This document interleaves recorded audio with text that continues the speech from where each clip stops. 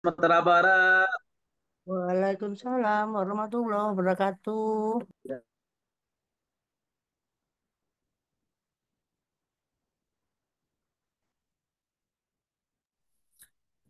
Wah, dari mana aja nih Bapak Ibu? Boleh dong share di mana lokasinya melalui room chat.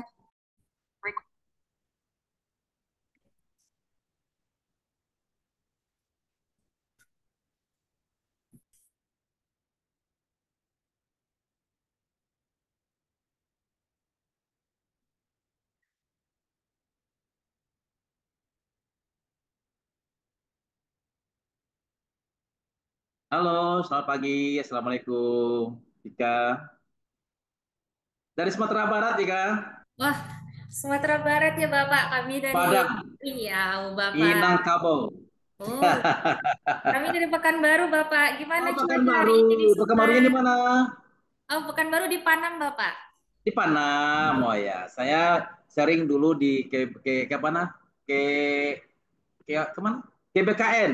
Kan Pekanbaru sering saya. Ah, ya, ya. Sebelumnya di BKD saya, Kabit Mutasi Sumatera Barat. Hmm. Iya. Selamat Cerah, jumpa. Pak, cuaca hari ini.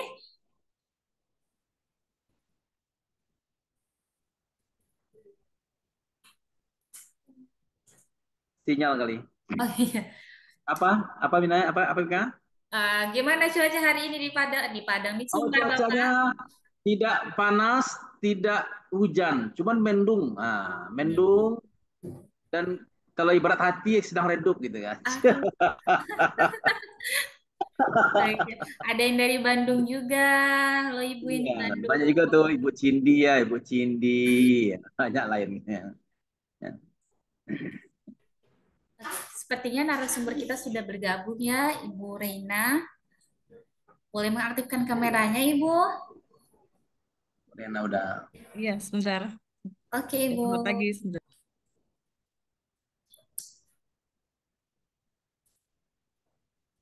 Nah, Bu Rena udah. Baik, Bismillahirrahmanirrahim. Kita mulai acaranya. Assalamualaikum warahmatullahi wabarakatuh. Waalaikumsalam warahmatullahi Waalaikumsalam warahmatullahi wabarakatuh. wabarakatuh. Selamat pagi, Bapak Ibu semua. Selamat bergabung di Zoom meeting webinar Angkasa Media pada hari ini, 4 Februari 2025 dengan tema menyusun rencana dan mengelola pertemuan dengan pelanggan. Sebelumnya, yang terhormat pimpinan CV Angkasa Media Literasi, yang terhormat Dr. Reina Ahadi Kusumo, SEMM, MKOM, dan yang terhormat Bapak Ibu yang sudah bergabung dalam webinar kami. Sebelumnya perkenalkan, nama saya Nurafika, biasanya dipanggil Vika, yang akan memandu jalannya webinar pada pagi hari ini. Untuk itu, izinkan saya menyampaikan beberapa ketentuan mengenai webinar kita. Yang pertama, untuk absensi akan dikirim setelah sesi tanya jawab. Kemudian untuk Bapak Ibu dimohonkan mengaktifkan kamera selama webinar dan menonaktifkan suaranya. Kemudian yang ketiga untuk fitur raise hand bisa digunakan melalui sesi tanya jawab nanti.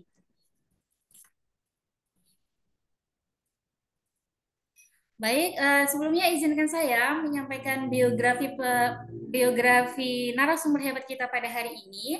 Beliau lahir di Jakarta 21 April 1973 dan menempuh pendidikan S1 Ekonomi di Universitas Surabaya, menempuh pendidikan Magister Komputer di Institut Sains dan Teknologi Surabaya, menempuh pendidikan Magister Manajemen di Universitas Katolik Widya Mandala Surabaya, dan menempuh pendidikan doktor di Ilmu Ekonomi Universitas Airlangga Surabaya. Nah, saat ini beliau merupakan dosen di Universitas Surabaya dan aktif sebagai pengajar piano dan vokal di Sekolah Musik Surabaya dan Sekolah Musik Indonesia. Mari kita sambut narasumber kita, Ibu Dr. Reina Ahadi Kusmo, SEMMM.com. Halo Ibu, selamat pagi. Selamat pagi, Mbak Bagaimana Nur kabarnya dan hari ini, teman-teman Bu? semua. Kenapa? Bagaimana kabarnya hari ini? Baik, baik sekali. Penuh semangat. Oke, Senang sekali. semangat ya, Ibu ya. Oke, sudah siap ya Bu untuk menyampaikan materi pada hari ini? Sudah siap. Oke, baik. Mungkin langsung saja kita masuk ke sesi penyampaian materi oleh Ibu. Waktu dan tempat kami persilahkan. Ya, terima kasih. Selamat pagi, Bapak, Ibu, saudara-saudari, dan teman-teman semua. Saya Pagi, Bu. Rena Angelik Hadikusumo. Sangat berbahagia pagi hari ini saya dapat bertemu dengan teman-teman semua untuk membawakan materi, sebuah materi yang bagi saya ini sangat menarik ya, menyusun rencana dan mengelola pertemuan dengan pelanggan. Baik, saya akan share screen.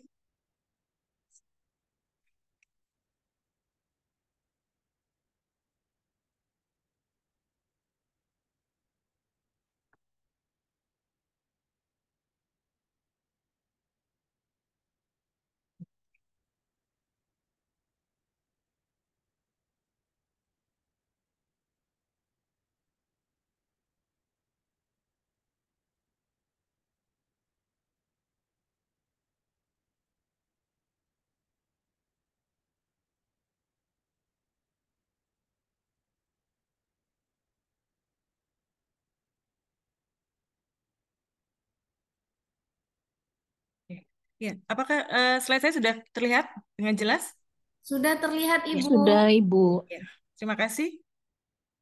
Ini menyusun rencana dan mengelola pertemuan dengan pelanggan.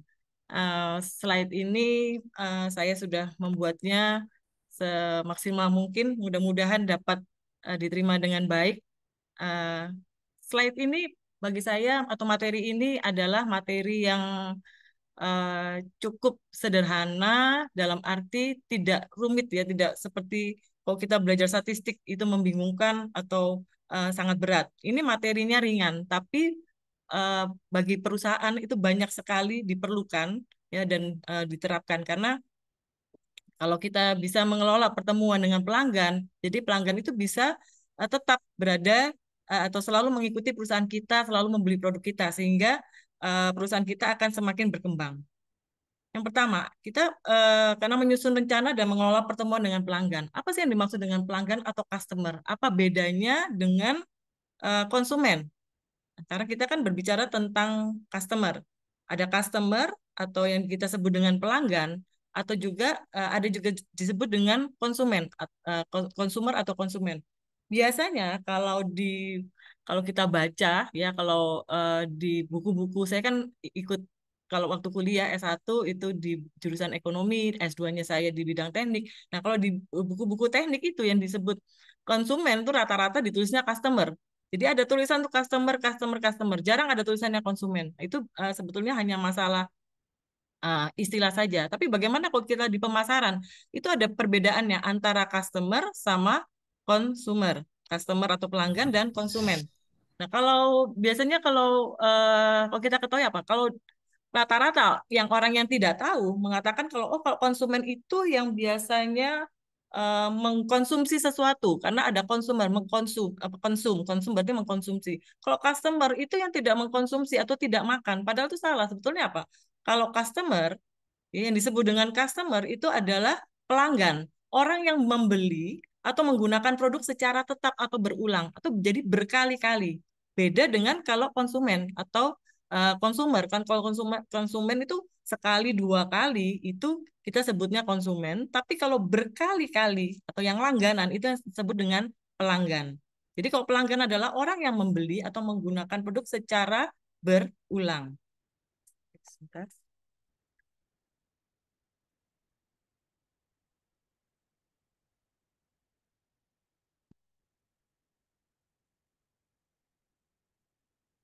Sedangkan kalau consumer atau konsumen adalah orang yang menggunakan produk. Nah, produknya sekali dua kali, beda sama tadi yang kalau yang pelanggan tadi. Atau orang juga yang menerima pesan iklan. Orang yang menerima pesan iklan, mengkonsumsi iklan tersebut disebut dengan konsumen.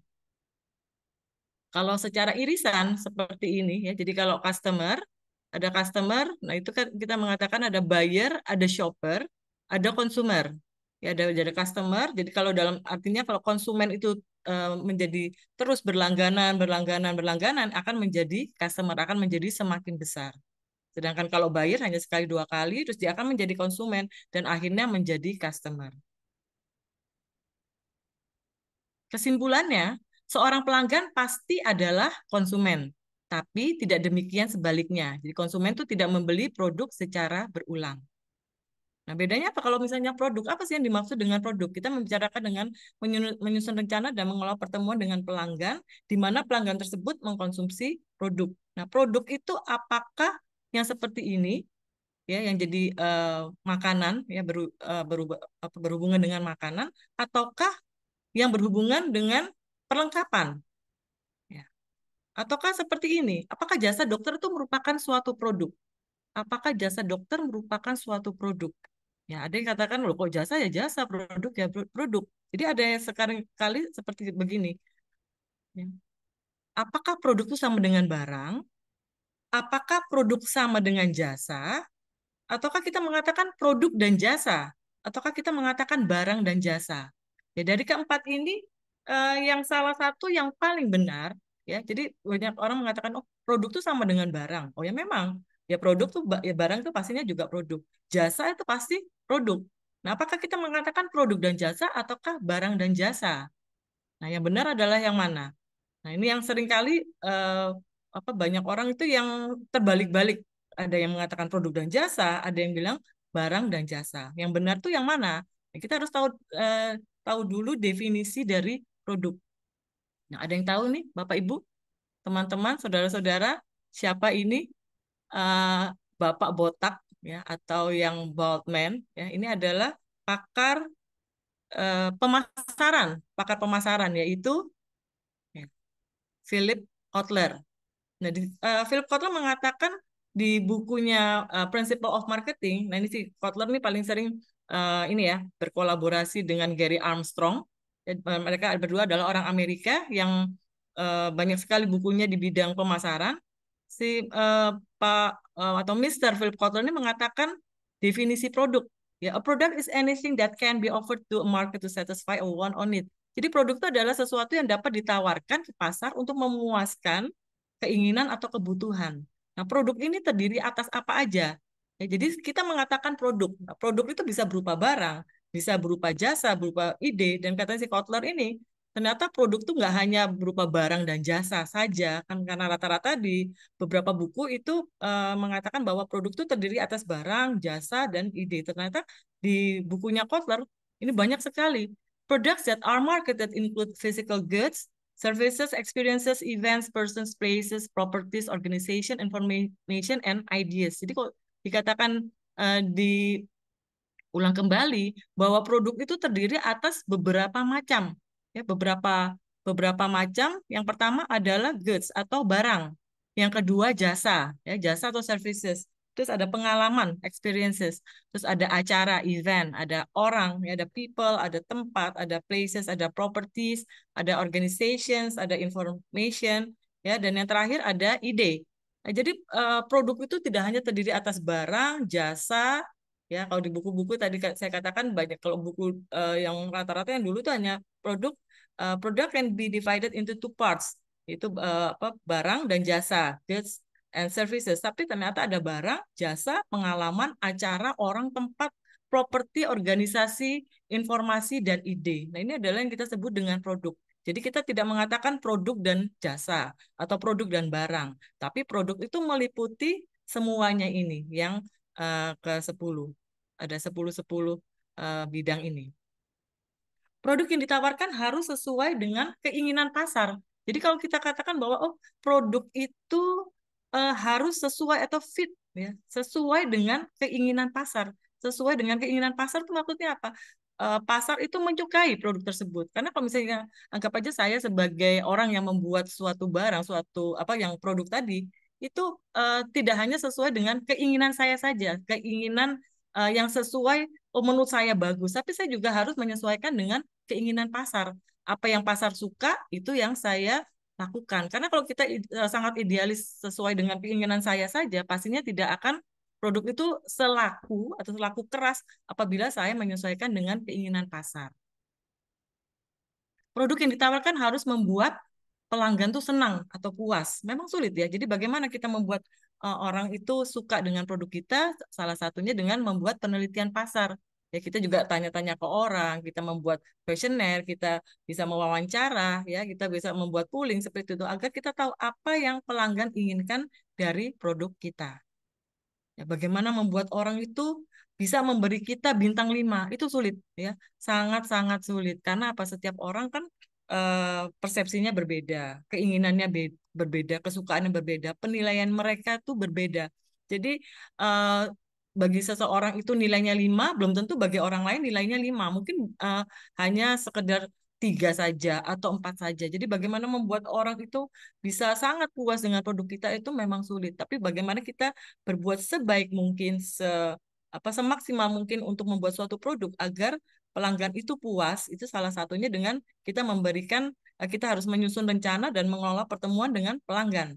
Nah, di sini ada 3 macam pelanggan. Yang pertama adalah pelanggan internal. Ya, saya nanti akan menjelaskan satu-satu apa yang dimaksud dengan pelanggan internal. Yang kedua adalah pelanggan perantara. Dan yang ketiga adalah pelanggan eksternal. Jadi ada pelanggan internal, pelantara, dan eksternal. Kalau selama ini kita tahu kan hanya pelanggan saja gitu ya. Tapi ternyata ini adalah kalau di teori ada 3, internal, perantara, dan eksternal. Apa yang dimaksud dengan pelanggan internal? Pelanggan internal itu adalah orang yang berada dalam perusahaan dan memiliki pengaruh pada performa perusahaan. Jadi kalau misalnya di perusahaan itu kan orang-orangnya siapa? Berarti karyawannya ya. Karyawannya itu bisa ada pimpinannya ya, terus pekerjanya di situ, mungkin ada OB-nya, supervisornya, ya mulai dari jajaran atas sampai tingkat bawah, itu yang memiliki pengaruh pada performa perusahaan, kinerja perusahaan itu yang kita sebut dengan pelanggan internal. Jadi karyawan yang memiliki pengaruh pada performa atau kinerja perusahaan itu disebut dengan pelanggan internal. Yang kedua, ada pelanggan perantara atau intermediary customer. Itu orang yang bertindak atau berperan sebagai perantara dan bukan sebagai pemakai akhir produk tersebut. Orang yang bertindak atau berperan sebagai perantara. Jadi kalau kita gini, kalau kita membeli suatu produk, kan biasanya kita membeli dan kita juga memakai. Tapi ternyata ada pelanggan, ya berarti orang yang sering membeli ya, yang bertindak hanya sebagai perantara saja, tapi bukan sebagai pengguna atau pemakai akhir produk tersebut. Contohnya adalah seorang ibu yang apa? Yang membeli susu buat anaknya. Ya, jadi ibu ini adalah pelanggan susu. Sekali dia beli susu, berkali-kali, akhirnya dia menjadi pelanggan untuk anaknya. Nah, si ibu kan nggak mengkonsumsi susu tersebut secara penuh ya. Mungkin dia hanya pada saat membuat susu, terus dia mencicipi susu tersebut, apakah sudah pas rasanya, ya panasnya cukup, manisnya cukup, ya seperti itu untuk anaknya yang sebagai konsumen susu. Nah, ini yang si ibu ini adalah pelanggan perantara, bukan pelanggan akhir. Sedangkan si anak itu adalah pelanggan akhir. Ibu yang membeli susu merupakan pelanggan perantara yang bertindak sebagai wakil dari konsumen, dalam hal ini adalah si anak. Jadi anak yang mengkonsumsi susu merupakan konsumen akhir. Konsumen akhir ini tidak selalu adalah pelanggan. Tapi kita lihat di sini bahwa yang harus kita tindak lanjuti, yang harus kita persuasi lebih lanjut supaya membeli adalah si ibu, bukan si anak kan, karena si anak kan masih kecil ya, mulai dari bayi, batita, balita, anak-anak, remaja, tapi yang membeli susu itu adalah si ibu. Jadi yang bagaimana kita harus membuat si ibu menjadi pelanggan itu adalah si ibu ya, jadi bukannya si anak. Jadi bagaimana kita sebagai wiraniaga, sebagai penjual, sebagai produsen gitu, yang harus kita utamakan adalah ibu, karena ibu adalah yang memberi keputusan utama untuk membeli susu. Nah, ibu bertindak sebagai pelanggan perantara saat membelikan baju buat sang anak. Nah, ini jadi yang membelikan adalah si ibu itu adalah yang pelanggan perantara. Yang ketiga itu adalah pelanggan eksternal atau external customer. Orang yang membeli dan bertindak sebagai pemakai akhir suatu produk, sehingga sering disebut sebagai pelanggan nyata. Nah, ini yang biasanya kalau kita membeli produk tuh kita adalah pelanggan eksternal. Jadi pada saat kita membeli produk ya, kita memutuskan, kita mencoba produk tersebut dan akhirnya kita menggunakan produk tersebut, itu yang kita sebut dengan external customer. Ya, ini disebut dengan real customer atau pelanggan nyata. Yang itu yang terjadi pada diri kita sendiri yang pada saat kita membeli sampai dengan menggunakan. Ini adalah pelanggan eksternal. Terdapat beberapa hal yang harus diperhatikan saat kita mengadakan pertemuan dengan pelanggan. Jadi bagaimana supaya kita bisa menjalin hubungan dengan pelanggan, itu kita harus memperhatikan beberapa hal. Yang pertama, ya pertemuan dengan pelanggan, kita harus menyusun rencana secara matang. Nanti saya akan jelaskan satu persatu. Yang kedua, kita harus menciptakan kesan profesional. Yang ketiga, kita harus menjaga sikap. Yang keempat, ya sederhana tapi berkualitas. Jadi sederhana tuh nggak selalu sederhana sampai akhirnya tuh mengurangi semua daya tarik, semua kualitas, tapi benar-benar harus berkualitas. Terus jangan memaksa atau mengemis. Dan yang keenam adalah catat poin penting. Nah, saya akan menjelaskan mulai yang pertama, susun rencana matang. Bagaimana kita harus menjalin hubungan dengan pelanggan dengan baik adalah pertama kita harus menyusun rencana matang. Ini dari sisi ini ya, dari sisi produsen, dari sisi penjual. Kita harus menyusun materi dan pelajari produk dengan sebaik mungkin. Mempelajari produk dengan sebaik mungkin itu seperti apa sih? Jadi pada saat kita kalau jualan, biasanya kan orang tuh tanya-tanya ya, tanya-tanya mulai dari A sampai Z gitu ya. Nah, kita harus benar-benar mengetahui apa sih produk yang kita jual. Jangan sampai apa yang kita lakukan, apa yang kita jual, tapi kita tidak menguasai produk tersebut.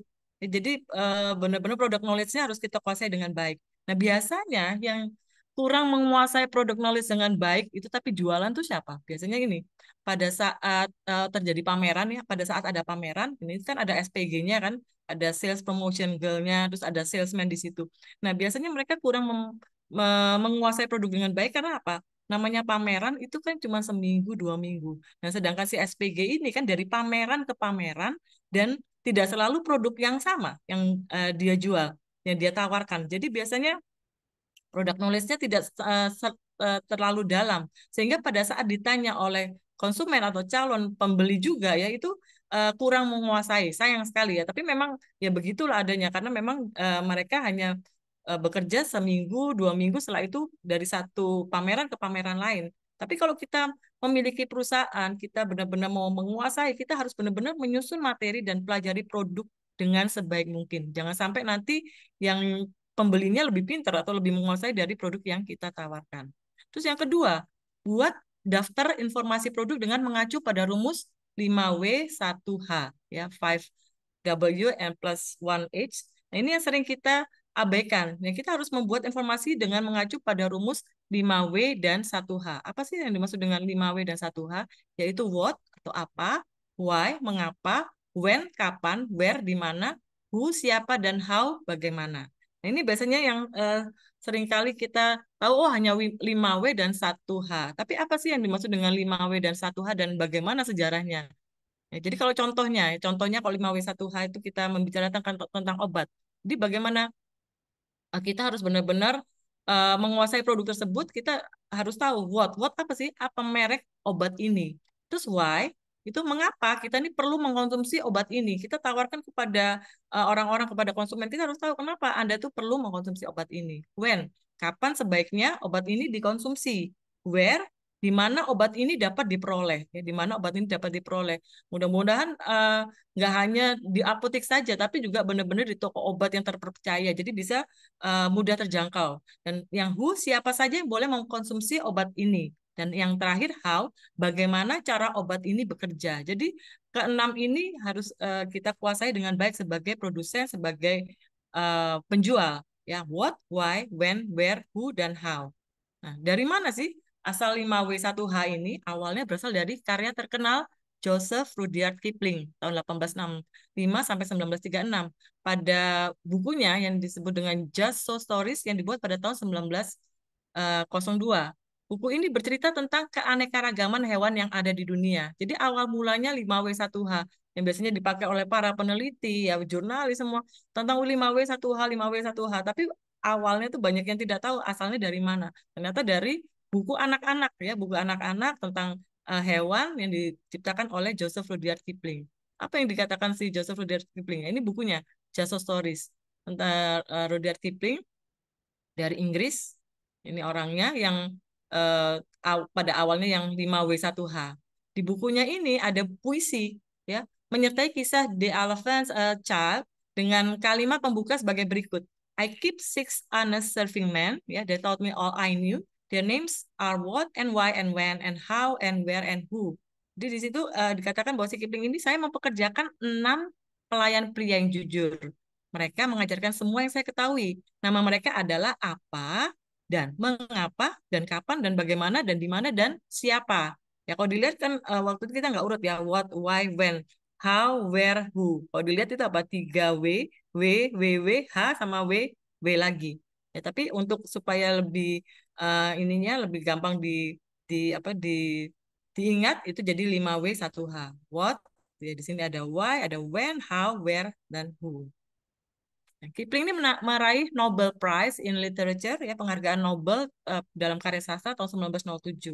Metode pemecahan masalah 5W disebut dengan metode Kipling yang membantu penulis maupun peneliti mengeksplorasi masalah secara mendalam dengan mengajukan dan menjawab 6 pertanyaan dengan urutan what, why, when, where, who, dan how. Jadi 5W dan 1H.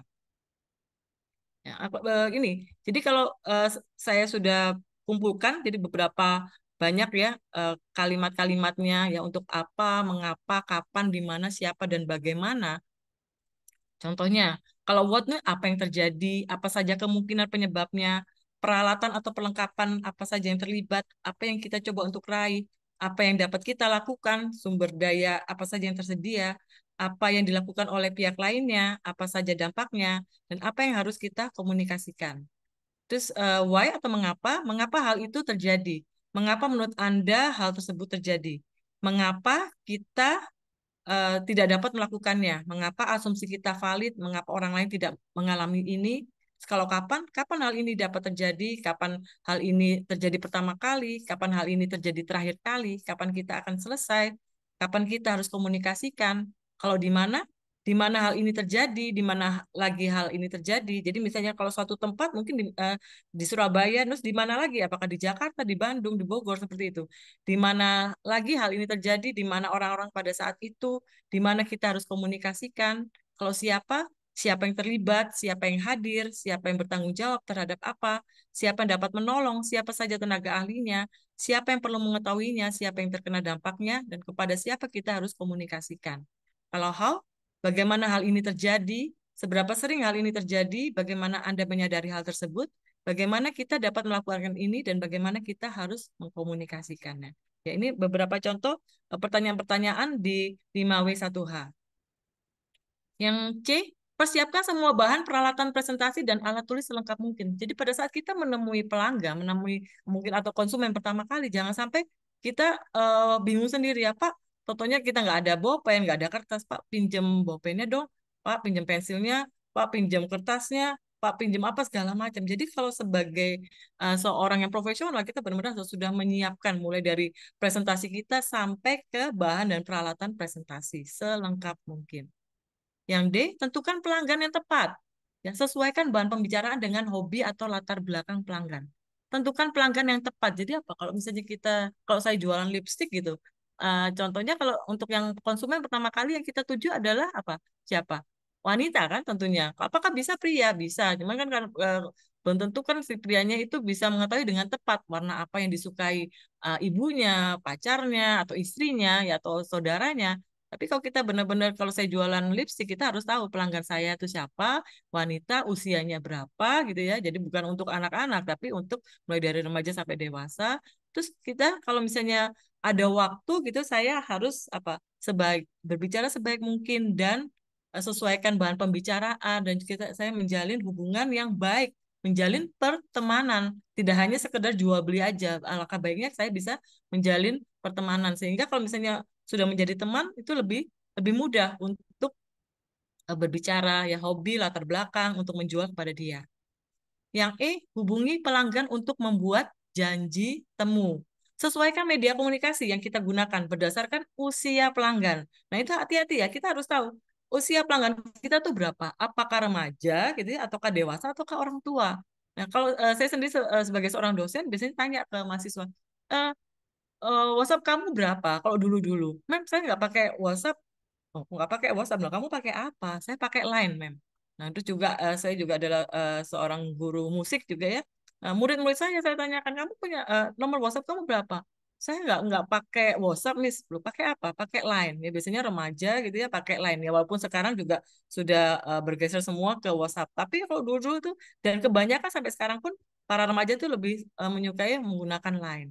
Nah, kalau orang dewasa menggunakan WhatsApp ya. Kalau Telegram itu juga saya rasakan jauh lebih luar biasa dibandingkan dengan WhatsApp. Tapi karena rata-rata pengguna di dunia adalah WhatsApp, jadi kita sesuaikan dengan kalau orang dewasa menggunakan uh, WhatsApp. Kalau orang tua lebih baik menggunakan telepon karena mereka lebih suka langsung atau directly berbicara dengan ini ya, dengan kita menggunakan telepon daripada harus mengetik satu persatu gitu. Mereka lebih baik menggunakan telepon.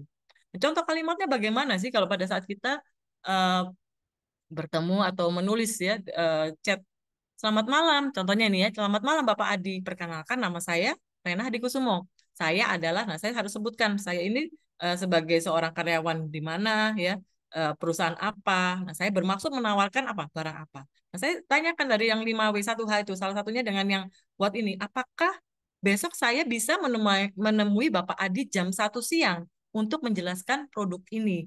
Ya, jadi pada saat kita bertemu dengan konsumen dan yang adalah calon pelanggan, kita juga harus menggunakan tadi 5W1H. Nah, salah satunya gini, apakah besok saya bisa menemui Bapak Adi jam 1 siang untuk menjelaskan produk ini?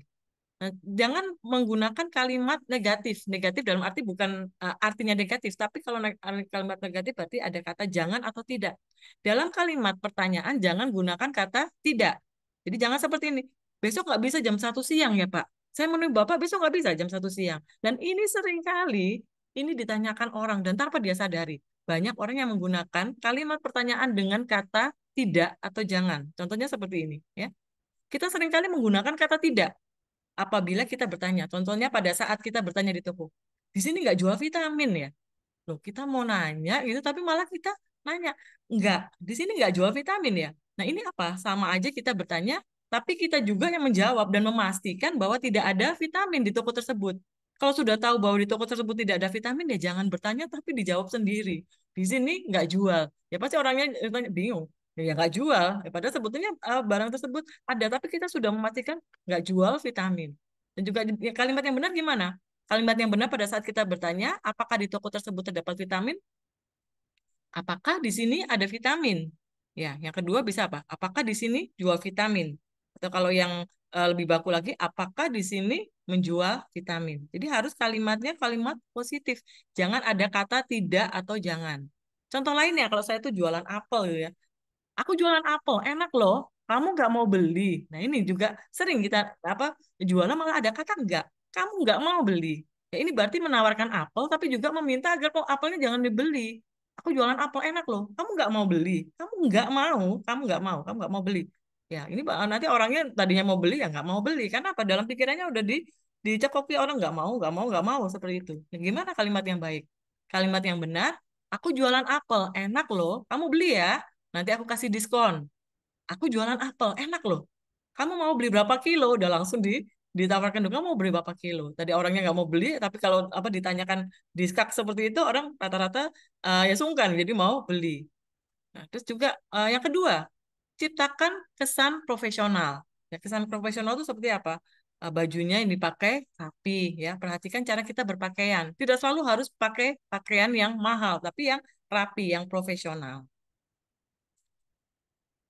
Yang berikutnya, don't be late. Ya, jangan terlambat. Perhatikan kemungkinan terjadi kemacetan. Ya, jangan sampai terlambat. Karena apalagi kalau kita menemui konsumen yang pertama kali, jangan ciptakan kesan belum apa-apa kita adalah orang yang terlambat. Jadi perhatikan kemungkinan kemacetan. Bisa aja kita dari rumah nggak apa sudah tidak terlambat, tapi di jalan bisa aja kan macet. Jadi kita harus benar-benar perhatikan jamnya. Yang berikutnya, jaga sikap. Nah, jaga sikap tuh gimana sih? Perlihatkan kita sikapnya sopan, bahasa tubuh yang baik, dan antusias, penuh semangat ini sangat-sangat penting ya. Saat pertemuan awal sampai selesai melakukan presentasi dan atau penawaran produk. Yang kemudian yang B, ucapkan selamat. Ya, selamat pagi, selamat siang, selamat sore, selamat malam ya, dan berikan jabatan tangan sambil tersenyum ramah. Ya, jabatan ramah bisa dilakukan pada saat kondisi normal ya, bukan saat pandemi virus. Jadi juga sesuaikan juga dengan adat, dengan budaya, dengan agama, seperti bagaimana kita lakukan jabat tangan atau bagaimana kita bertemu dengan seseorang. Terus yang C, tunjukkan antusiasme atau semangat. Sikap antusias akan membuat pelanggan tuh percaya bahwa produk yang ditawarkan benar-benar berkualitas. Apalagi kalau contohnya kita kalau saya misalnya jualan obat gitu ya, kalau saya sendiri jualan obat, tapi saya menampilkan kepada calon pelanggan kita tuh sikap yang males, yang capek, yang sepertinya lesu ya. Bagaimana orang percaya bahwa apa vitamin yang ditawarkan itu bisa membuat eh, apa mereka lebih sehat. Jadi benar-benar kita harus semangat, nggak hanya jualan obat aja ya, tapi semua produk kita harus benar-benar bersemangat sehingga orang percaya bahwa produk yang ditawarkan benar-benar berkualitas. Nah, seperti ini ya, kedua orang ini apa benar-benar memperhatikan orang yang melakukan presentasi. Mereka percaya, mereka sangat antusias. Ya, di sini akhirnya terjadi kesepakatan. Jadi kalau misalnya terjadi kesepakatan itu tidak hanya kesepakatan antara orang dengan orang, tapi bisa juga antara satu perusahaan dengan perusahaan lainnya. Kita tidak hanya membawa nama kita pribadi, tapi juga membawa nama perusahaan. Yang berikutnya kartu nama kita. Nah, kalau kita menemui kita menemui calon pelanggan, kita menemui seorang konsumen, kita memberikan kartu nama. Itu apa? Bagaimana kartu namanya? Harus tercetak nama kita ya di depan, nama dan alamat perusahaan tempat kita bekerja, jabatan kita saat ini ya untuk supaya orang tahu oh kita si Rena ini misalnya jabatannya apa sehingga lebih mudah ditemui pada saat mereka ingin menemui kita, nomor telepon perusahaan dan nomor telepon kita. Nah, ada beberapa perusahaan yang memang tidak mencantumkan ya pada saat membuatkan kartu nama kita itu tidak mencantumkan nomor telepon, tapi apa dengan tujuan supaya tidak langsung ke kita, tapi langsung ke perusahaan. Tapi kalau misalnya kita apa untuk memudahkan bisa kita meminta ke perusahaan untuk mencantumkan nomor telepon kita. Dan bagaimana cara memberikan kartu nama kita kepada orang ya, kepada seseorang itu apa dengan kedua tangan kita, tulisan menghadap penerima kartu. Jadi kita kalau misalnya di yang ini kan ada gambarnya ada orang ya memberikan kartu, anggap aja itu ya orang yang memberikan kartu nama kepada kita, namanya orang tersebut harus dapat kita lihat dengan jelas.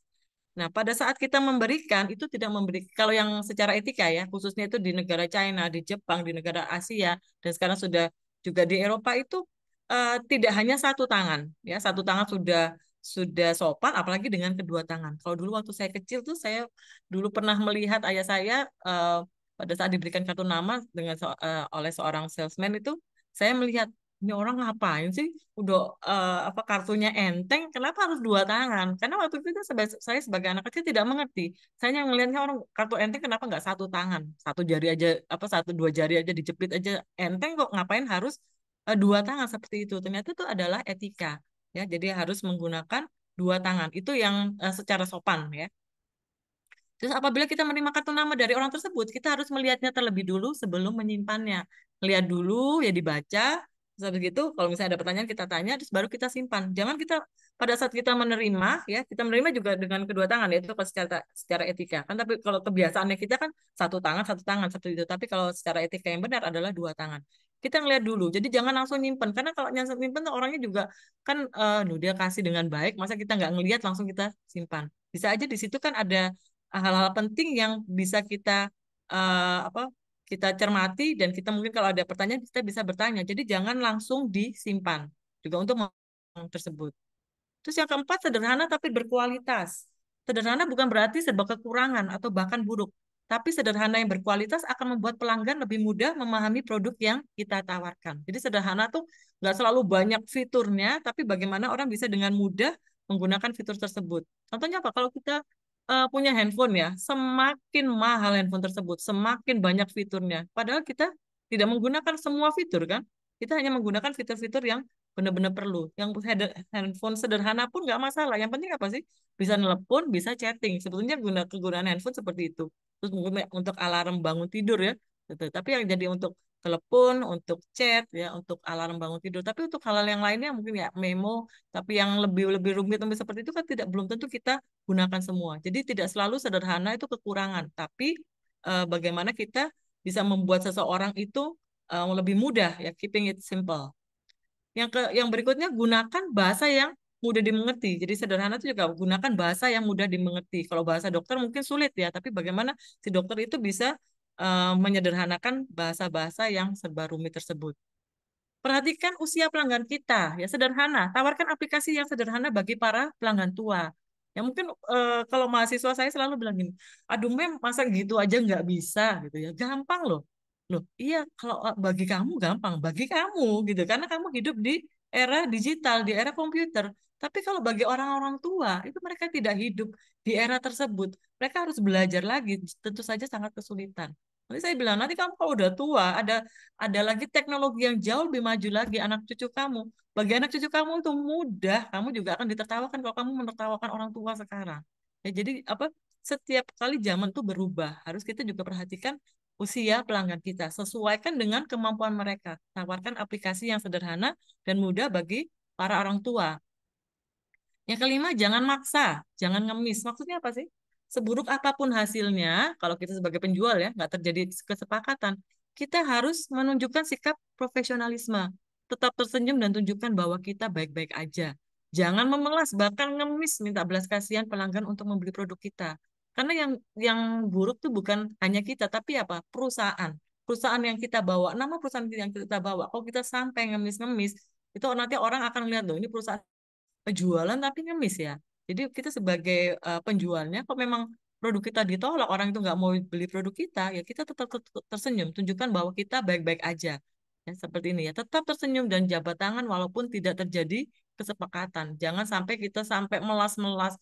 Lupa, saya sampai udah, ini bentar lagi saya dipecat kalau kayak gini ya. Jangan seperti itu ya, karena apapun yang terjadi, hidup itu harus berjalan dan tidak semua orang itu mau tahu masalah kita. Kita sudah sulit gitu ya, orang tersebut sudah sulit, ditambah lagi masalah kita, tidak semua orang itu mau mau apa bersimpati dengan kita, apalagi berempati. Terus yang berikutnya, catat poin penting. Apa sih yang dimaksud dengan catat poin penting? Catat semua poin penting yang dihasilkan sehingga kita mendapat data penting yang diperlukan untuk membuat laporan dan mengadakan pertemuan selanjutnya. Jadi kalau misalnya pertama kali kita bertemu dengan konsumen, kita catat ya apa-apa datanya. Mungkin atau minggu berikutnya atau bulan berikutnya kita bertemu dia lagi, kita akan punya data yang tentang orang tersebut. Jangan menanyakan lagi. Jadi kita harus mencatat semua poin penting yang dihasilkan supaya kita dapat data yang penting. Selain menyusun rencana dan mengelola pertemuan dan pelanggan, kita juga harus memberikan nilai tambah pada produk yang kita tawarkan. Nilai tambahnya apa sih? Nilai tambah pada tingkatan produk. Ini ada beberapa ya. Jadi ada lima tingkatan pada produk. Yang pertama adalah core benefit, yang kedua basic product, yang ketiga expected product, yang keempat augmented product, dan yang kelima potential product. Ya, yang dimaksud dengan core benefit, yang pertama adalah keuntungan inti produk yang dapat diperoleh pelanggan. Pada saat kita menjual produk, yang membina dan mengelola pertemuan dengan pelanggan, kita juga harus menjual produk yang benar-benar eh, inti tersebut dapat diperoleh pelanggan. Keuntungan inti, jadi core benefit. Contohnya apa? Kalau di hotel ya, pelanggan dapat tidur nyaman di hotel. Ini keuntungan inti. Pelanggan dapat makan enak di restoran. Jadi kalau kita ke hotel tuh tujuannya apa sih? Untuk tidur kan? Berarti core benefitnya adalah tidur nyaman. Kalau kita ke warung, ke depot, ke restoran, tujuannya apa? Untuk makan. Makan apa? Makan enak pastinya ya. Jadi untuk core benefitnya adalah makan enak di rumah makan, di restoran. Yang kedua adalah basic product. Basic product ini apa? Keuntungan dasar produk yang dapat diperoleh pelanggan. Contohnya apa?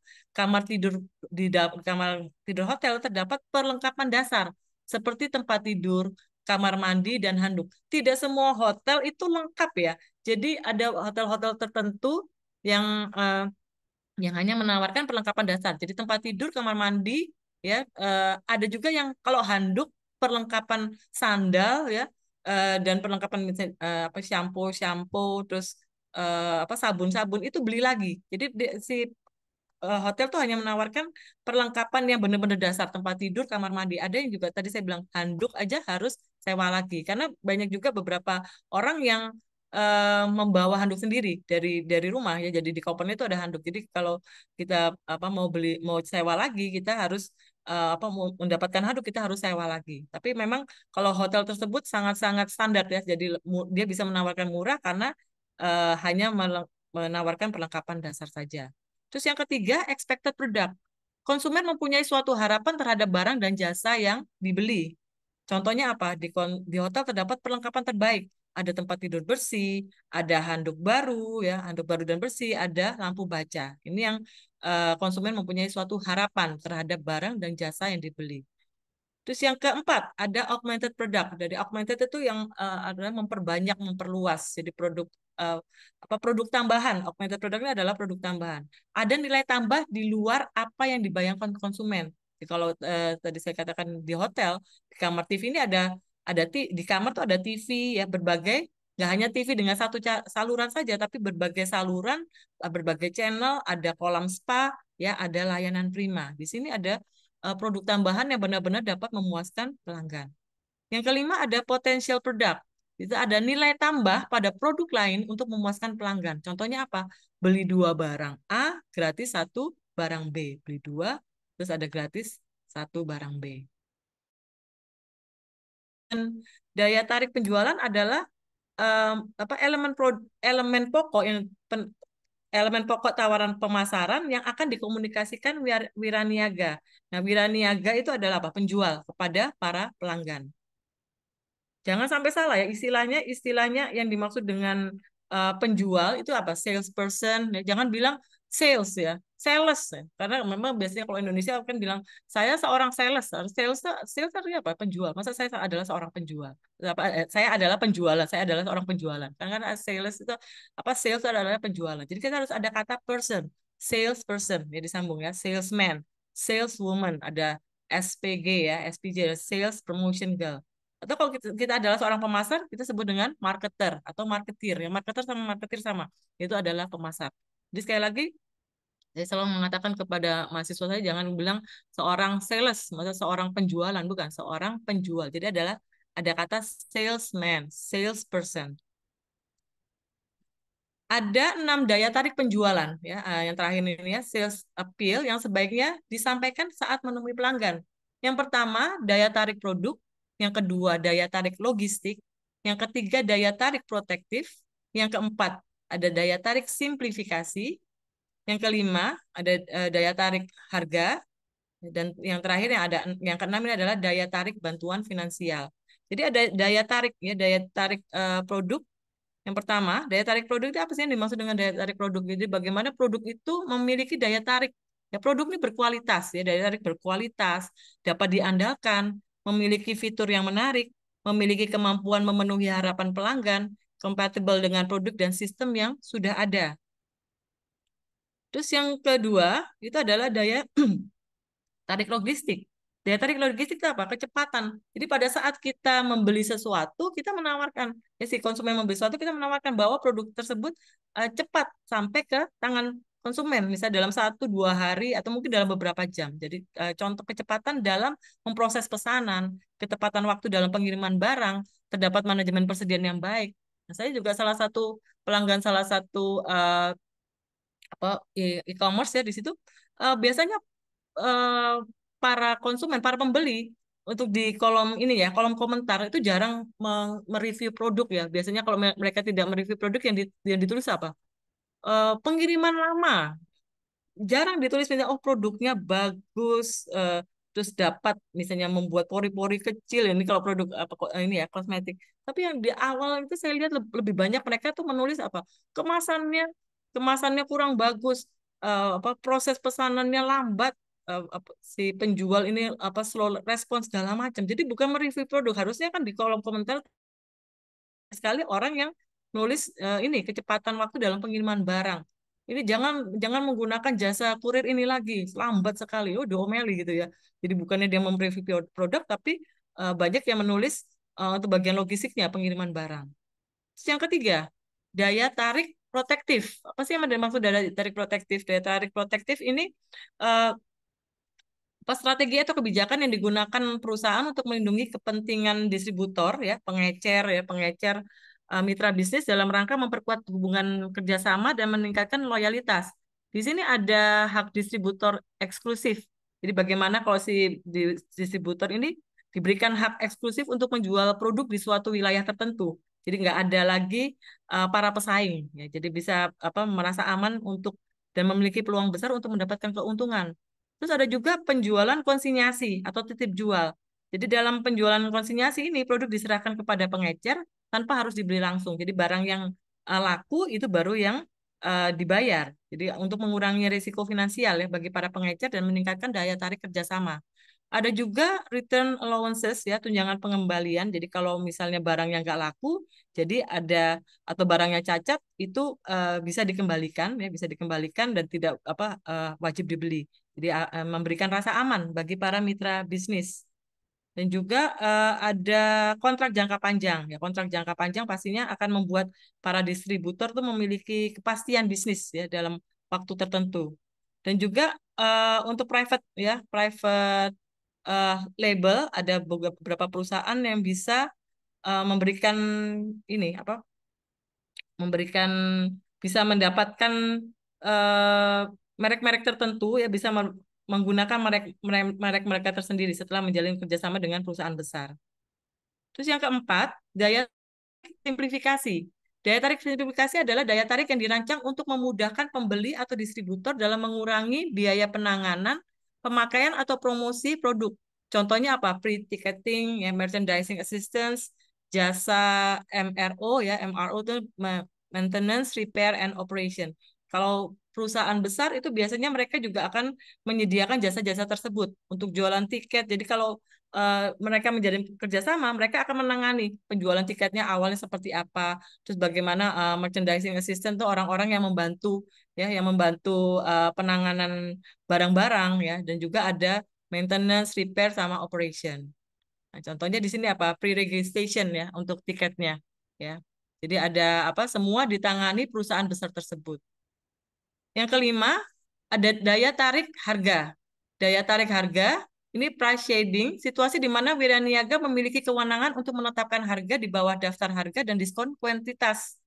Dan semakin banyak produk yang dibeli, maka diskon akan semakin besar. Kewenangan ya menetapkan harga di bawah di bawah daftar harga.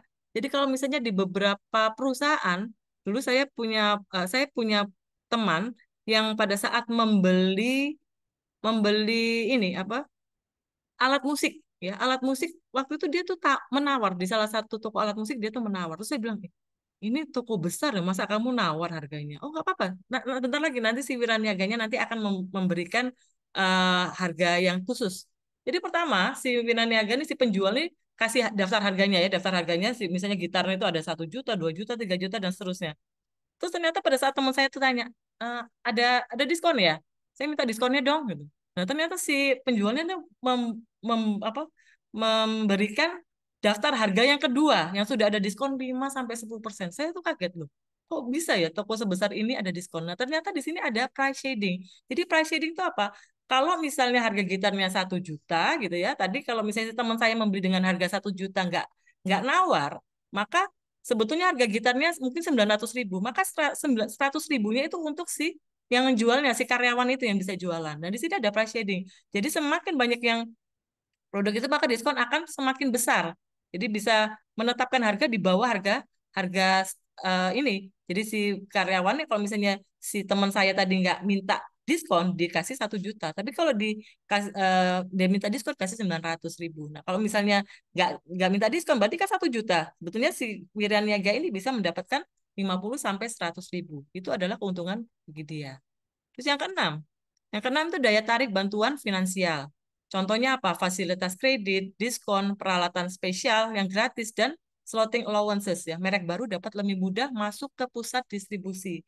Jadi nggak selalu merek-merek yang terkenal saja, tapi bagaimana perusahaan besar itu bisa menggait perusahaan kecil ya untuk yang merek-merek baru dapat lebih mudah masuk ke pusat distribusi. Juga ada fasilitas kredit, diskon, peralatan spesial yang gratis. Nah, terus yang bagaimana jam berapa waktu yang paling tepat? Waktu yang paling tepat untuk posting produk di media sosial. Nah, apakah jam 10 pagi, ya jam 1 siang, seperti apa? Ini berdasarkan penelitian, ternyata ada beberapa waktu yang tepat untuk posting produk di media sosial. Yang pertama jam 5 sampai jam 6 pagi. Nah, ini untuk orang yang pagi ya jadi saat sebelum sholat subuh dan sesudah sholat subuh ini biasanya orang juga eh, selalu ngecek handphonenya. Ini apa berdasarkan penelitian jam 5 sampai jam 6 pagi. Jam 7 sampai jam 8 ya, saat sarapan pagi dan sebelum memulai pekerjaan kantor, biasanya orang kalau sambil sarapan pasti juga scrolling ini ya, chatting ya, scrolling chat, terus dia melihat di internet, itu pasti saat-saat yang paling tepat untuk memposting produk di media sosial, produk kita ya, bagaimana kita jualan, kita mempromosikan produk kita. Terus jam 10, saat coffee break atau rehat pekerjaan rumah, ya baru selesai melakukan aktivitas. Terus jam 12 sampai jam 1 siang, saat istirahat dan makan siang. Jam 5 sampai jam 6 sore, ya saat santai sore. Jam 20, ya jam 8 malam, saat setelah makan malam. dan jam 22 sampai jam 24 sampai saat mau tidur. Jadi jangan sampai jam 2 jam 3 pagi itu biasanya ya ada juga kan orang yang suka tidurnya malam, tapi alangkah baiknya itu di jam-jam yang saya sebutkan tadi ya, jam yang pagi ya, siang itu persisnya jam 12 jam 5 jam 8 jam 10 malam sebelum tidur. Oke, sampai sini dulu materi saya. Terima kasih atas perhatian Bapak Ibu, saudara-saudari dan teman-teman sekalian. Saya Rena Hadi Kusumo. Bisa untuk lebih lanjut bisa melihat di profil saya di YouTube dan juga di LinkedIn saya dengan nama yang sama, Rena Hadi Kusumo, atau bisa menyulut saya di rena21april@gmail.com. Dan ini nomor handphone saya di 081 259 262 273. Terima kasih. Terima kasih kembali Ibu. Luar biasa biasa sekali ya materi pada hari ini. Memang materi yang benar-benar kita butuhkan di zaman sekarang ya Bu ya. Ya, terima kasih. Mungkin ada pertanyaan ya, question and answer bisa Bapak Ibu tanyakan. Mudah-mudahan saya bisa menjawab dengan baik. Terima kasih Mbak Nurafika. Iya Ibu, baik. Selanjutnya kita masuk ke sesi tanya jawab. Jadi untuk sesi tanya jawab ini ketentuannya Bapak Ibu boleh raise hand terlebih dahulu. Kemudian jangan lupa untuk on cam ya Pak, Bu, menyampaikan pertanyaannya. Jadi dipersilahkan kepada Bapak Ibu yang ingin bertanya kepada narasumber kita pada hari ini.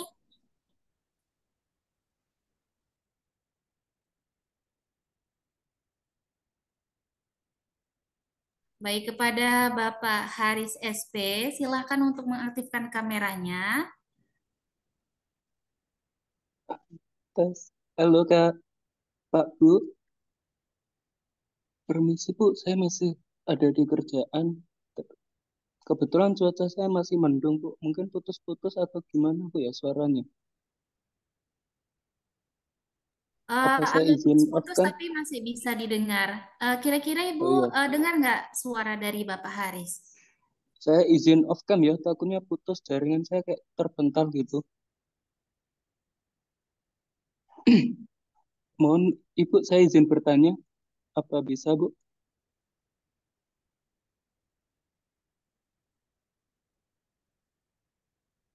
Halo, Ya, apa ya, suara halo, saya silakan. sudah? Oh ya, terima kasih Bu. Saya izin bertanya sedikit sih Bu terkait perusahaan kan kita itu kan banyak menemukan dengan pelanggan itu Bu. Perbedaan pelanggan itu sangat banyak sekali Bu. Nah terkait ekspektasi antara pelanggan dan perusahaan dalam sebuah pertemuan, strategi terbaik apa untuk menjaga komunikasi yang baik kan sebelum, selama, setelah pertemuan dengan pelanggan itu banyak gimana kita bisa menghadapi pelanggan yang sulit atau tidak puas selama pertemuan lah. Faktor utama apa yang menentukan terkait dari keberhasilan sebuah itu Bu? Karena kan dengan apa Bu yang menyusun rencana dan pertemuan itu pelanggan itu banyak komplainnya juga banyak yang saya alami gitu. Lah, adakah Bu tips untuk membuat pelanggan ini merasa dihargai dan lebih terlibat Ibu dalam sebuah pertemuan bisnis? Iya, Mungkin kalau dari saya Bu, terima kasih Bu. ini saya langsung jawab atau nunggu yang lain? Langsung jawab Boleh aja ya? langsung dijawab saja Ibu Ya, ya.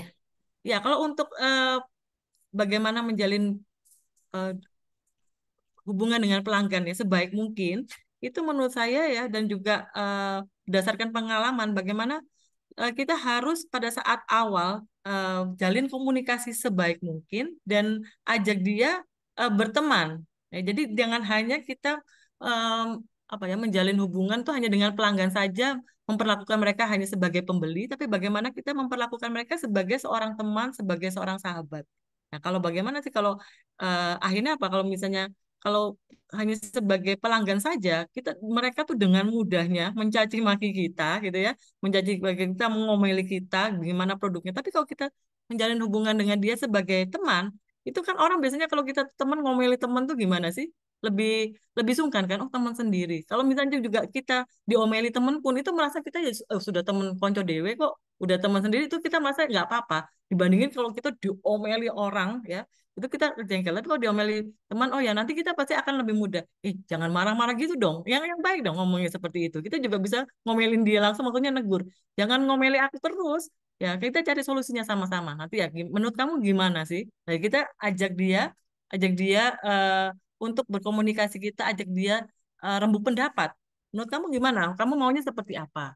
Ya, tapi kalau misalnya kita hanya memperlakukan dia hanya sebagai seorang konsumen, sebagai seorang pelanggan, ya lama-lama kita juga akan sulit ya. Tapi kalau kita benar-benar memperlakukan dia sebagai teman, ya itu lebih memudahkan. Dan untuk media komunikasi ini apa tadi? Yang paling mudah saat ini tuh kan orang paling sering itu apa? Telepon dan juga apa? Dengan chat, dengan WhatsApp. Ya WhatsApp kita kan namanya scrolling WhatsApp sehari berkali-kali kan. Kalau dulu mungkin katanya kalau kita baru bangun tidur, kita langsung berdoa, kita sikat gigi, kita mandi. Tapi sekarang apa bangun tidur? Yang dilihat apa? Ya bukannya apa kitab suci gitu, tapi langsung apa handphonenya dulu. Handphonenya tuh udah kitab suci. Padahal nggak seharusnya nggak seperti itu. Tapi itu tuh sudah menjadi apa ya tradisi, sudah menjadi kebiasaan kita membuka handphone. Jadi yang untuk media komunikasi yang paling paling bagus adalah chat. Nah, chat dan di situ kita juga bahasanya juga pastinya harus apa lebih baik. Karena apa dengan kita salah nulis aja itu bisa bisa membuat orang tuh tersinggung. Iya, apakah menjawab pertanyaan saya? Apa jawaban saya? Oh, iya Bu, Bu Rena Iya. sangat membantu sih Bu terkait dari pengalamannya Bu Rena juga dan jawabannya. Tapi Atau kalau dari misalnya, saya cukup puas Bu. Terima oh, kasih banyak Bu dari ya saya. sama-sama. Kalau misalnya bisa apa jaraknya dekat sih sewaktu-waktu kan bisa apa bertemu terus kita makan bersama seperti itu tuh akan menjalin pertemuan yang lebih baik lagi, menjalin apa pertemanan yang sangat-sangat baik. Oke, baik. Terima kasih Ibu atas jawaban dari pertanyaan Bapak Haris. Memang seharusnya kita menjalin pertemanan ya Bu ya dengan customer ini biar makin erat hubungannya. Iya. Oke, baik. Selanjutnya ada Bapak Hamid yang sudah raise hand. Tadi boleh Bapak langsung untuk mengajukan pertanyaannya. Terima kasih, Bu Rafika, host. Assalamualaikum warahmatullahi wabarakatuh. Selamat siang. Terima kasih Bu Reina. Iya. Terima Ya, kasih, Pak. ya terima kasih. Sangat menyentuh sekali paparannya. Bagus sangat, ya kan? Saya ini cuman pertanyaan Terima saya kasih, simpel Pak. saja itu kan. Tapi sebelum saya bertanya, izinkan saya menjelaskan. Saya sekarang ini menjadi sebagai seorang ASN ya. Tapi sebelum sebagai seorang ASN, saya pernah bekerja di perusahaan sebagai sales, Bu. Nah, ini sebagai Oh, sales ini. Ya, salesnya salesman, Pak. saya sales otomotif. Yang Oh, ya. kedua, salesnya sales bibit buah-buahan, Bu. Nah, sales hortikultura. Satu saya belanja di pegawai negeri. Jadi memang ada perbedaan. Jadi memang untuk mengalihkan pikiran si pelanggan atau yang ya apa namanya orang yang kita jumpai untuk mengarah membeli mobil itu sulit gitu ya sulit ya kita harus langsung jual mobil tapi cerita dulu masalah hobinya ya jadi pertanyaan saya gini konsumen kita kan dua nih ya laki-laki dan perempuan nah, pengalaman saya pengalaman saya sedikit sekali kalau ada customer laki-laki saya jumpai sudah oke itu mau beli produk saya Bu. Tapi kalau dia ragu, dia jawab, Pak, nanti saya tanyakan sama istri saya dulu Pak. Ya kan itu. Jadi semakin banyak pelanggan yang saya jumpai, kalau sudah jawaban demikian, tanyakan sama, sering lagi mentah sampai di istrinya Bu. Kenapa ini terjadi ini? Nah, ini apa penyebabnya? Kok sekali susah sekali kalau sudah ada saya sampaikan sama istri saya dulu Pak itu 85% mungkin sampai 90% produk saya itu gagal dari belinya Bu mungkin itu aja Bu kalau cerita mungkin saya cerita panjang nih tapi kan waktu juga yang apa kan saya juga yang menanyakan nanti kalau ada saya jelaskan lagi terima kasih Bu Reina itu pertanyaan saya Ibu host makasih berpihak host silakan Assalamualaikum. Ya. Terima kasih, Pak, atas pertanyaannya. Memang ya kalau misalnya kesulitan sekali pada saat kalau misalnya kita menawarkan menawarkan produk kepada seseorang, terus dia jawabannya, bentar ya, nanti saya tanyakan istri saya. Bentar ya, nanti saya tanyakan suami saya. Nah, terus wah, itu apa? Kalau kita sebagai seorang penjual ya kadang bingung ya apa yang harus kita lakukan. Tapi kalau misalnya tips dari saya seperti ini, Pak, apakah untuk barang sesederhana ini Bapak memerlukan persetujuan seorang istri? Nah, bisa kan? Gini. Jadi ditanyakan lagi, Pak, barangnya gampang, Pak. Ini investasinya nggak sampai jutaan, puluhan juta, dan tidak membuat istri Bapak itu akan marah kalau Bapak ini beli barang ini. Justru istri Bapak itu akan senang loh, Pak. Kalau Bapak memberikan barang ini. Dan itu adalah kejutan buat apa istri Bapak. Ya, jadi eh, apa hatinya si si konsumen itu dibuat, oh iya kalau ternyata kalau misalnya saya beli mudah apa istri saya senang. Jadi memang saya itu harus membelinya nggak usah persetujuan istri saya. Nanti kalau saya mau beli misalnya apa barang tersebut buat istri saya, jangan-jangan nanti istri saya malah nggak mau. Tapi apa apa ini. Tapi kalau misalnya itu suatu surprise, itu istri saya pasti senang. Jadi bagaimana kita membuat si bapak ini atau si pembeli ini langsung jangan langsung berpikiran saat itu juga mau membeli. Ini barangnya bagus loh Pak. Ini buat istri Bapak pasti senang. Bapak belikan buat istri Bapak ya. Jadi jangan bukan Bapak nanya ke istri Bapak ya, tapi Bapak belikan buat istri Bapak. Dia pasti senang. Ya memang apa keahlian komunikasi ya, keahlian menghipnotis orang membeli itu memang harus dipelajari dengan baik. Tidak semudah itu. Ya saya pun Iya, bukan seorang penjual yang baik, tapi bagaimana saya belajar dari hari ke hari supaya orang itu mau dengan mudahnya tuh mengikuti apa yang kita inginkan. Gitu, Pak. iya. Boleh feedback Bu? Boleh feedback Ibu ya? Feedback boleh ya? Ya. Ya, jadi ini kan pengalaman, tapi tidak semua yang seperti itu sih. Pengalaman saya dulu kalau saya jual itu mobil, apalagi tukar tambah gitu ya, tukar tambah mobil dengan dia menguras uangnya dengan kredit sekian tahun, kita harus piawai. Kalau bahasa pendekatan, komunikasi, etika, sopan santun, produk yang tidak meragukan lagi kalau kita rasanya. Tapi mungkin tidak tahu lah ya. Tapi ini kejadiannya kalau suami istri nggak sepakat untuk mengganti produk atau beli produk itu. Tapi kalau yang kita jumpai di rumah misalnya bapak itu hobinya mancing, kita hobi pancing dulu. Kemudian kita di akhir ceritanya kita jual produk kita misalnya mobil yang termewah, yang terbagus, yang up to date sekarang ini. Nah, itu memang sulit sekali itu. Tapi oke Pak, saya tanyakan dulu sama istri saya dulu Pak ya. Itu kadang-kadang itu udah hambar entah berbeda pikir kalah karena perempuan itu berpikir dengan perasaan, laki-laki berpikir dengan logika. Ini yang kita nggak ya belum bisa sampai sekarang Bu. Sehingga sekarang ini itu pengalaman yang berharga bagi saya sebelum saya menjadi seorang ASN Bu Rina. Ya kan? Iya. Lain lagi saya sebagai sales bibit buah-buahan Bu. Ini sedikit bicara Ibu Rina ya. Waktunya uh, menjadi sales bibit buah-buahan, saya daftar nama-nama produk apa jeruk, tumbuh-tumbuhan hortikultura, tumbuh-tumbuhan buah-buahan dengan harganya, dengan gambarnya, saya datang. Sistem tanaman hias, ibu-ibu punya tertarik, bapaknya tertarik kalau ada lahannya dibeli. Tapi memang itu berbeda dengan produk yang saya tawarkan tadi. Kalau ada dia punya lahan, malah saya sebagai konsultan juga untuk menyebarkan bibit. Bibit ini saya jamin hidup 3 bulan. Kalau mati selama 3 bulan, bibit itu saya ganti lagi. Itu pekerjaan saya sebelum jadi pegawai Bu. Itu sharing aja Bu Rena. Makasih Bu Rena. Makasih. Iya, terima kasih, Pak. Baik, terima kasih Bapak Hamid yang sudah mengajukan pertanyaan dan terima kasih Ibu untuk jawaban dari Bapak Hamid. Kemudian kita Ya. next ke pertanyaan terakhir ya Bapak Ibu. Ada Ibu Amelia yang sudah raise hand juga. Halo Ibu. Oke, selamat pagi Ibu. Terima kasih. Nama saya Amelia.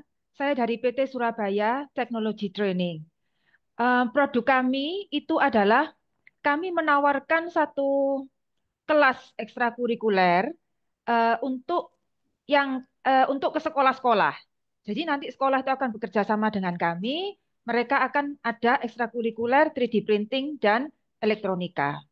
Nah, kemudian kami beberapa bulan yang lalu menghadapi satu masalah, yaitu customer kami itu bukan seringkali itu bukan customer eksternal, yaitu yang pemakai langsung, tetapi adalah intermediary customer. Intermediary customer ini adalah salah satunya itu adalah guru bantu atau guru ekstrakurikulernya sendiri yang bertanggung jawab dalam bidang elektronika. Nah, jadi kami menghubungi guru ini, yaitu guru coding ini, dan dia mengizinkan kami untuk ada free trial class. Nah, setelah free trial class, kami menghubungi lagi guru ini.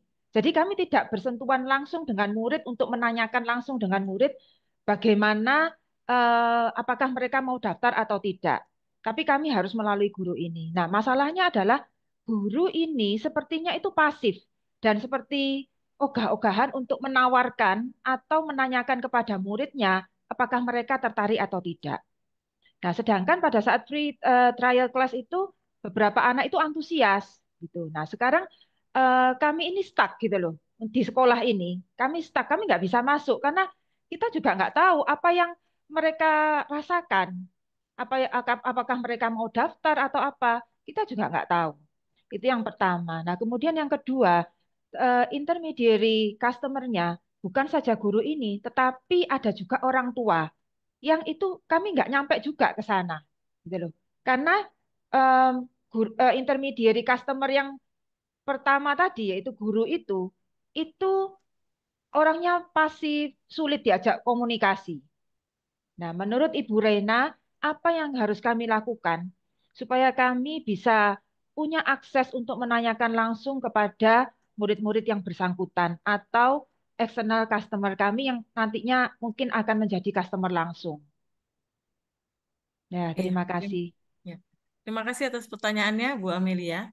Eh, Kalau untuk bagaimana menindaklanjuti supaya si gurunya lebih lebih aktif, itu biasanya gini, kita tuh harusnya ada rapat ya. Jadi ada eh, rapat rutin di mana semua guru yang tadi eksternal ini yang apa dikumpulkan, mereka harus memberikan report, memberikan laporan siapa saja orang-orang atau murid-murid calon murid yang sudah mereka hubungi. Mereka jadi misalnya anggap aja saya kepala sekolahnya gitu ya, kepala sekolahnya saya minta kepada si guru-guru siapa aja yang sudah Anda hubungi, namanya muridnya, nama calon muridnya, nama alamatnya di mana, nomor teleponnya berapa, dan apa responnya terhadap murid tersebut. Kalau bisa itu ada rekaman pembicaraan.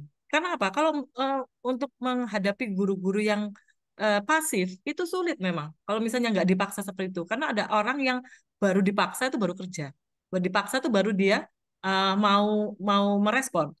Tidak semua orang tuh dengan mudahnya ya kita ayo kamu rajin ya, rajin mahasiswa rajin tidak selalu bisa seperti itu, tapi harus ada, makanya kenapa disebutnya ada hukuman ya. Hukuman itu bukan hukuman bagaimana kita menindas dia, tapi bagaimana supaya dia itu lebih aktif. Supaya guru lebih aktif harus ada laporan setiap minggu atau mungkin setiap 2 minggu sekali rapat. Dia harus melaporkan, kalau bisa juga tadi ada bahan ininya apa rekaman pembicaraannya. Jadi kalau memangnya tidak ada, ya dengan sangat sayang guru tersebut dilepas. Karena sebetulnya bilang apakah sulit sih ya mendapatkan guru. Kalau memang kita di zaman sekarang kalau itu sangat apa lapangan pekerjaan itu kan lebih sedikit dibandingkan jumlah orang. Sebetulnya orang yang mau bekerja di perusahaan kita tuh banyak. Ya, cuman bagaimana kita bisa mendapatkan orang-orang yang berkualitas ya kita kan harusnya membuat ini ya apa pengumuman rekrutmen yang menarik sehingga banyak orang yang tertarik untuk bekerja di perusahaan kita.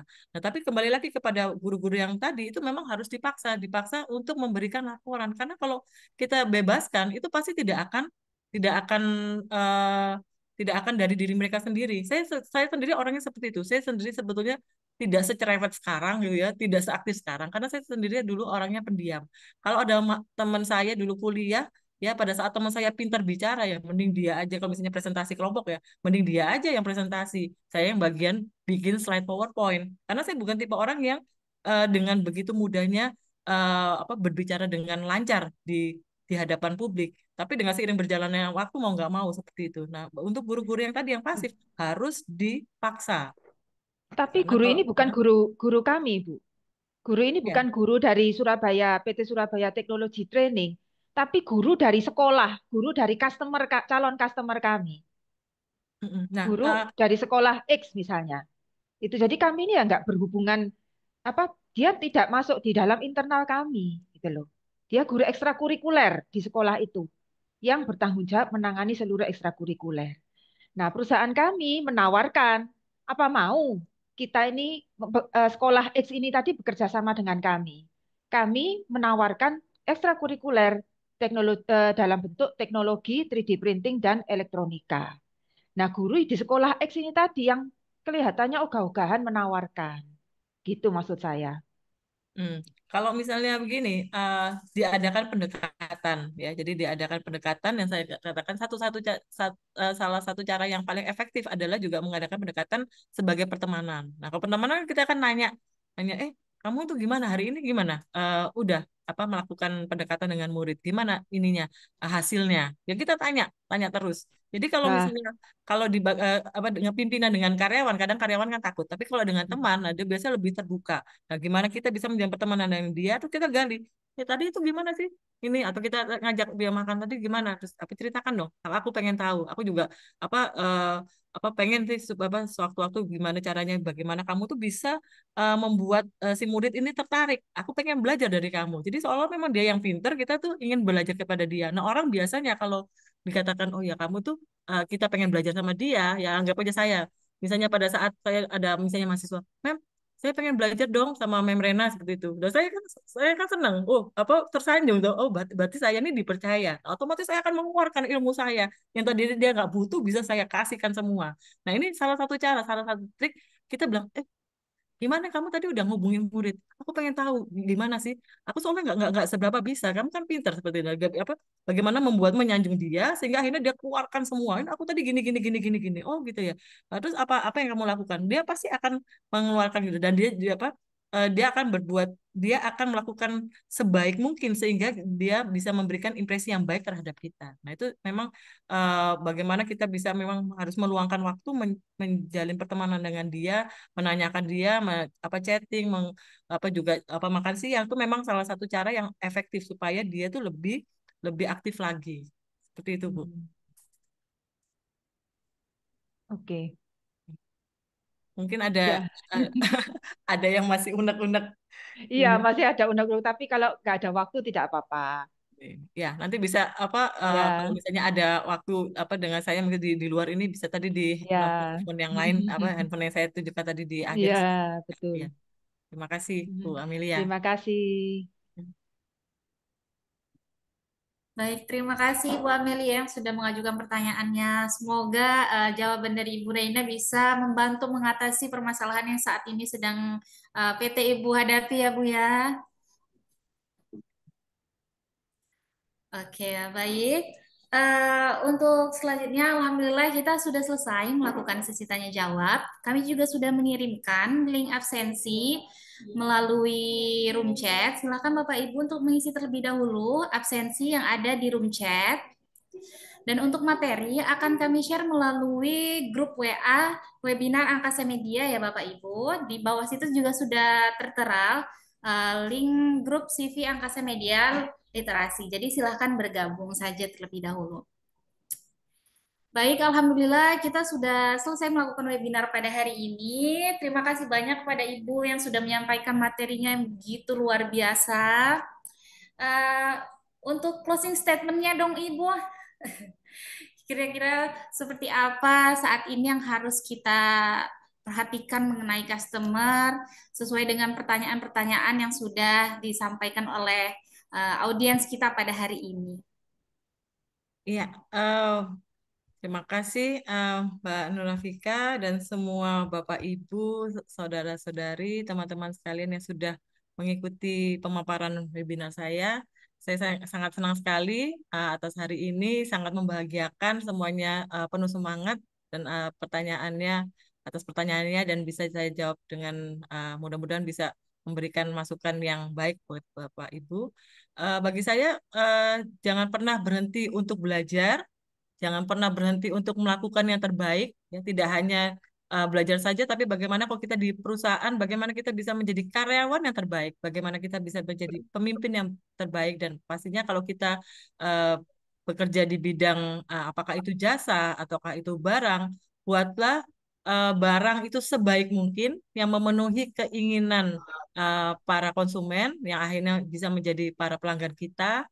Dan apabila kita bekerja di bidang jasa, ya berikanlah jasa sebaik mungkin ya supaya orang-orang itu puas dengan apa yang kita jual, apa yang kita berikan kepada mereka sehingga mereka bisa menjadi pelanggan kita. Nggak hanya beli satu dua kali, tapi beli berulang kali sampai selamanya. Terima kasih. Oke, terima kasih kembali Ibu.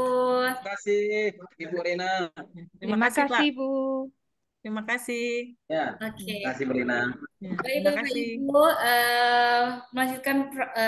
melanjutkan sesi berikutnya. Jadi sebelumnya kita akan dokumentasi. Namun sebelum dokumentasi, izinkan kami memperkenalkan, kami merupakan CV penerbit buku, CV Angkasa Media Literasi.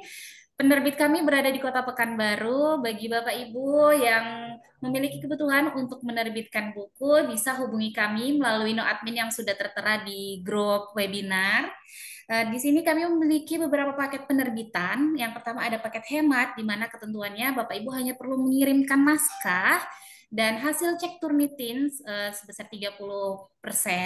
Kemudian kami yang akan melanjutkan prosedur penerbitannya. Selain itu, jika Bapak Ibu sibuk, Bapak Ibu bisa menggunakan paket tunggal, di mana paket tunggal ini mulai dari penyusunan naskah, merapikan naskah, kemudian mengurus Turnitin, itu akan dilakukan oleh penerbit dan bisa diisi oleh 3 penulis. Ada juga paket konversi jika Bapak Ibu punya tesis, disertasi, jurnal, atau mungkin skripsi yang ingin dikonversi menjadi sebuah buku, Bapak Ibu bisa hubungi kami agar kami bisa membantu Bapak Ibu mengkonversi atau merubah tesis, skripsi, disertasi, jurnal tersebut menjadi sebuah buku. Kemudian ada juga paket kolaborasi. Paket kolaborasi ini tersedia di berbagai jurusan. Bapak Ibu bisa cek melalui web kami. Kemudian ada paket ghostwriter. Jadi paket ghostwriter ini adalah paket yang sangat-sangat eksklusif di mana mulai dari naskah judul itu kami yang akan mengerjakan.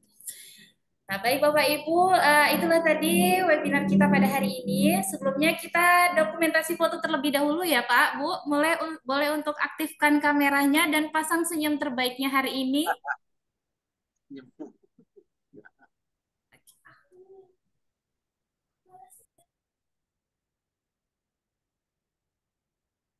Oke, untuk slide pertama, karena kita hanya ada 2 slide, silahkan senyum terbaiknya hari ini.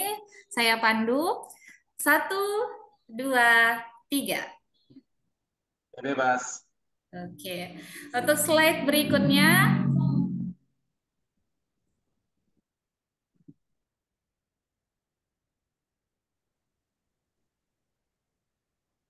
Oke, untuk slide satu lagi, slide kedua. 1, 2, 3.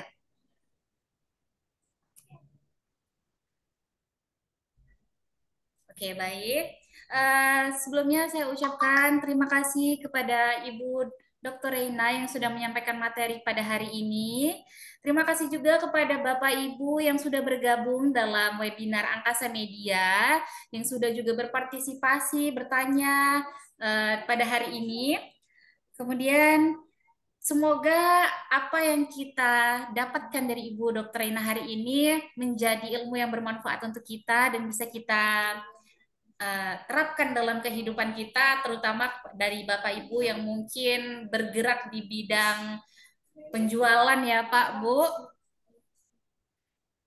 Baik, saya Vika selaku moderator yang memandu jalannya webinar hari ini mengucapkan mohon maaf apabila ada kesalahan dari webinar hari ini.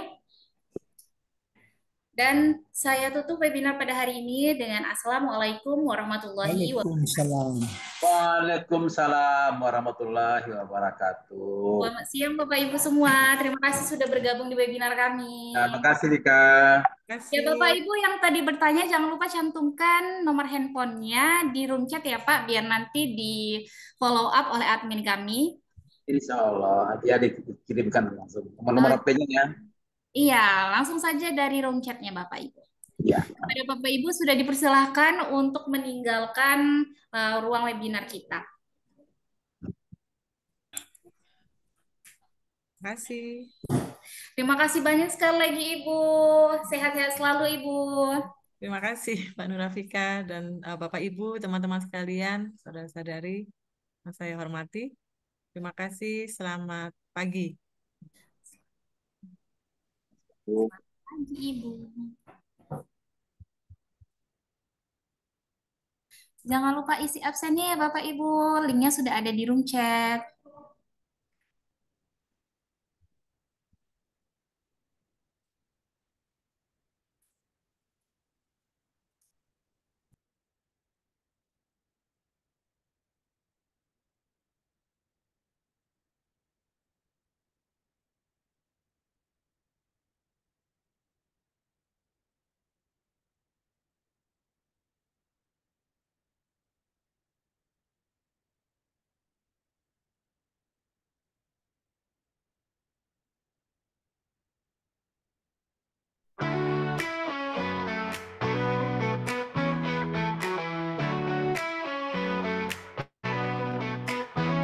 Pernahkah kau bermimpi menulis karya besar, menginspirasi dunia dengan kata-kata indah? Penerbit buku angkasa, kami hadirkan harapan dengan harga termurah, kualitas terbaik. Angkasa Media Literasi, ciptakan karya terbaikmu.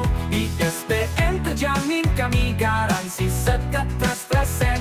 Buku berkualitas, menembus batas dunia. Bersama kami mimpimu jadi nyata. Jangan takut gagal, jangan ragu lagi. Kami siap bantu mewujudkan setiap langkahmu. Dari ide ke kata, dari kata ke halaman. Bersama Angkasa, buku terbit tanpa halangan. Angkasa Media Literasi, ciptakan karya terbaikmu. ISBN terjamin, kami garansi sekat terset. Buku berkualitas, menembus batas dunia. Bersama kami mimpimu jadi nyata.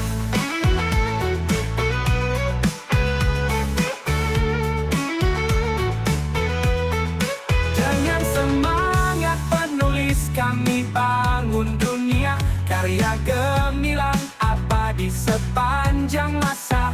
Dari tanganmu buku jadi karya nyata. Angkasa Media Literasi, tempatnya penulis berkarya. Angkasa Media Literasi, tempat impian terwujudkan. Harga termurah, kualitas yang luar biasa.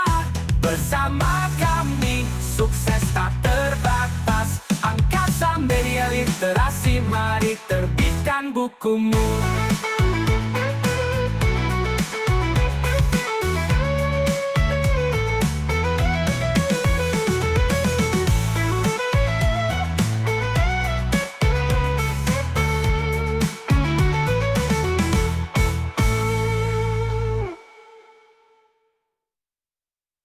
Pernahkah kau bermimpi menulis karya besar, menginspirasi dunia dengan kata-kata indah? Penerbit buku angkasa, kami hadirkan harapan dengan harga termurah, kualitas terbaik. Angkasa Media Literasi, ciptakan karya terbaikmu. ISBN terjamin, kami garansi sekat terset. Buku berkualitas, menembus batas dunia. Bersama kami mimpimu jadi nyata. Menulis karya besar, ayo terbitkan bukumu.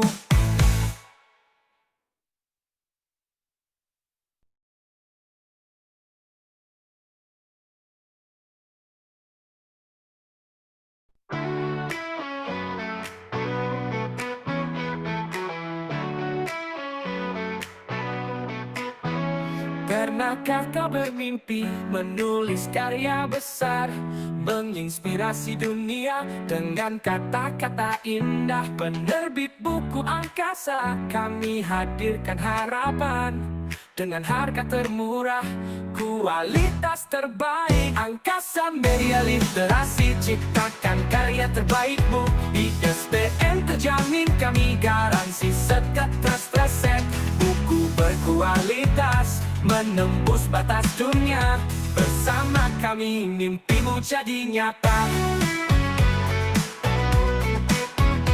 Jangan takut gagal, jangan ragu lagi. Kami siap bantu mewujudkan setiap langkahmu. Dari ide ke kata, dari kata ke halaman. Bersama Angkasa, buku terbit tanpa halangan. Angkasa Media Literasi, ciptakan karya terbaikmu. ISBN terjamin, kami garansi setiap terstreset. Buku berkualitas, menembus batas dunia. Bersama kami mimpimu jadi nyata.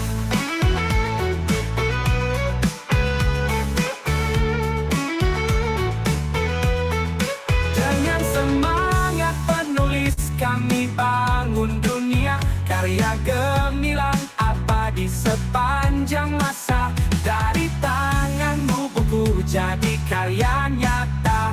Angkasa Media Literasi, tempatnya penulis berkarya. Angkasa Media Literasi, tempat impian terwujudkan. Harga termurah, kualitas yang luar biasa. Bersama kami, sukses tak terbatas. Angkasa Media Literasi, mari terbitkan bukumu.